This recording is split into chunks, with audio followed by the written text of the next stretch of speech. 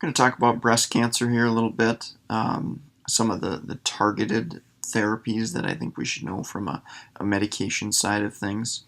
I'm going to create kind of a separate lecture with some of the big major chemotherapy agents and the side effect profiles and monitoring that may be used in breast cancer.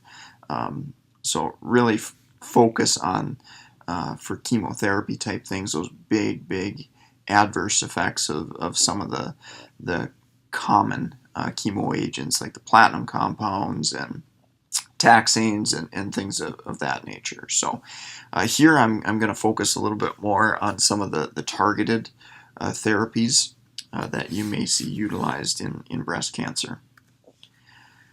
First off, definitely some risk factors associated with breast cancer.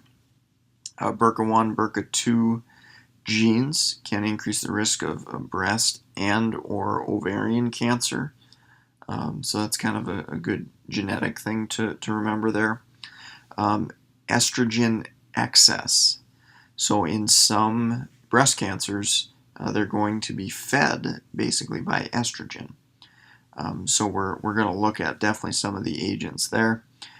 Females, a risk factor, age, obesity, and no children is interestingly enough a risk factor as well for breast cancer. Targeted medications.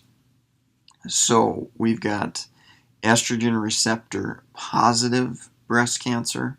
So we're going to have some agents available at our disposal there to help treat that breast cancer. So SERMs, and I'll talk about those kind of individual agents here on an upcoming slide. Aromatase inhibitors can also be used, and fulvestrant is also kind of another unique agent that can be utilized. So human epidermal growth factor receptor 2 targeted cancer, we also have some agents there as well: trastuzumab, pertuzumab, and lapatinib.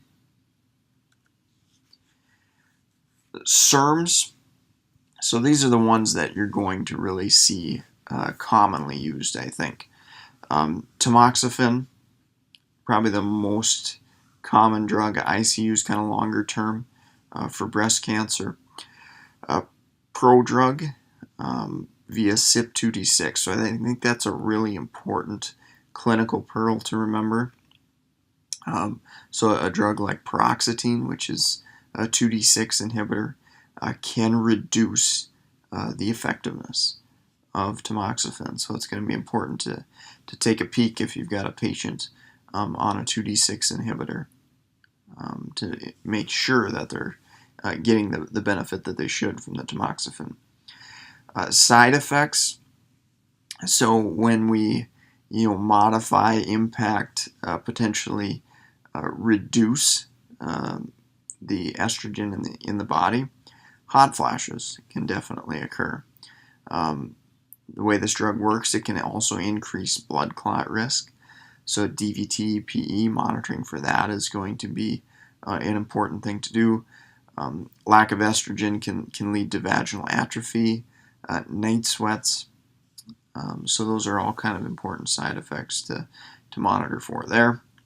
Raloxifene, that would go under the brand name of Evista, has a added benefit of being useful in osteoporosis. So you may see that utilized there. Pretty similar adverse effect profile to tamoxifen there, though. Specifically estrogen targeting drugs, so aromatase inhibitors. These work to prevent the production of estrogen. Important that we only use them in post-menopausal women as far as their indication goes. And again, similar type adverse effect profile with the hot flashes and the vaginal atrophy.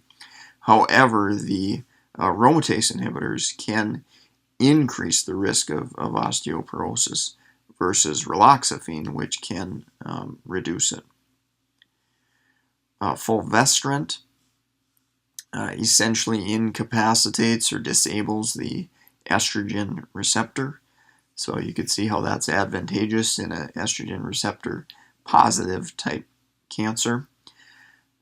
Obviously, when we do that, we can have menopausal type symptoms, side effects, as far as the hot flashes and vaginal atrophy and things of that nature. So again, this has post-menopausal indication only, similar to the aromatase inhibitors. HER2, so the human epidermal growth factor receptor 2 targeted drug, trastuzumab, pertuzumab, and lapatinib are some examples there. Trastuzumab is really the one that you're going to see most common, I think. It's the one at least I'm most familiar with. GI and flu-like side effects are possible. And we've also got some increased risk of stroke and heart failure as well. So again, these are really targeted, specific drugs. I would say focus more so on the adverse effect profile, kind of than how and when you're going to use them. It's really a specialized thing in treatment, management of breast cancer. That selection and when to use those drugs and how long to use them for is probably going to be more so of a specialized thing that you might see on an oncology type certification exam. But I would focus more so on the adverse effect profiles of the agent and kind of that ongoing monitoring.